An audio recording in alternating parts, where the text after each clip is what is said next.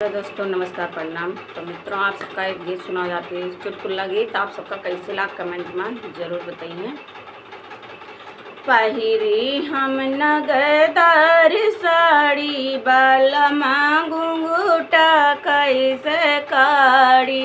पहिरी हम नगजड़ी साड़ी बालमा घुंघूटा कैसे काड़ी। घुंघूटा काड़ी हम खनवा बनायो।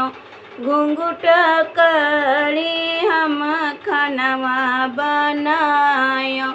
जली गई नगजड़ी साड़ी बालमा घुंघूटा कैसे काड़ी। जली गई नगजड़ी साड़ी बालमा घुंघूटा कैसे काड़ी। पहिरे हम नगजड़ी साड़ी बालमा घुंघूटा कैसे काड़ी।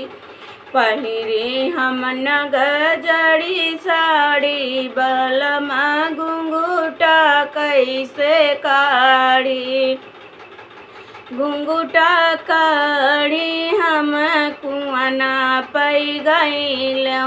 घुंघूटा काड़ी हम कुआना पै गइलो। भीगी गई नगजड़ी साड़ी बालमा घुंघूटा कैसे काड़ी। भीगी गई नगजड़ी साड़ी बालमा घुंघूटा कैसे काड़ी। पहिरी हम नगजड़ी साड़ी बालमा घुंघूटा कैसे काड़ी। पहिरी हम नगजड़ी साड़ी बालमा घुंघूटा कैसे काड़ी। घुंघूटा काड़ी हम महला में गईली। घुंघूटा काड़ी हम महलों में गईली। फाट गई नगजड़ी साड़ी बालमा घुंघूटा कैसे काड़ी। फाट गई नगजड़ी साड़ी बालमा घुंघूटा कैसे काड़ी।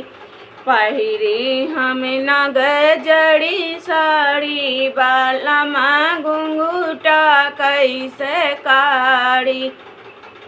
पहिरे हम नगजड़ी साड़ी बालमा घुंघूटा कैसे काड़ी। पहिरे हम नगजड़ी साड़ी बालमा घुंघूटा कैसे काड़ी। तो मित्रों, आप सबका ये गीत कैसे लगा कमेंट में ज़रूर बताइए।